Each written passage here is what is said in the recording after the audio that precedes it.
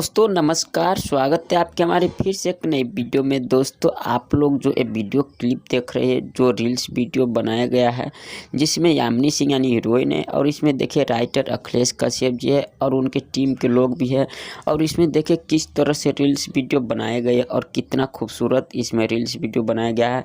और इसमें जो ये रील्स वीडियो जो तबला सॉन्ग है यानी खेसारी लाल यादव जी का जो तबला सॉन्ग है, इसी पर बनाया गया रील्स वीडियो। दोस्तों खेसारी लाल यादव जी का जो तबला सॉन्ग है जिसे सारेगामा हम भोजपुरी यूट्यूब चैनल के माध्यम से रिलीज किया गया है, वो काफ़ी सॉन्ग हिट हुए थे और काफ़ी अच्छे, अभी तक उस सॉन्ग पर लगभग 10 मिलियन से भी अधिक व्यू आ चुके हैं।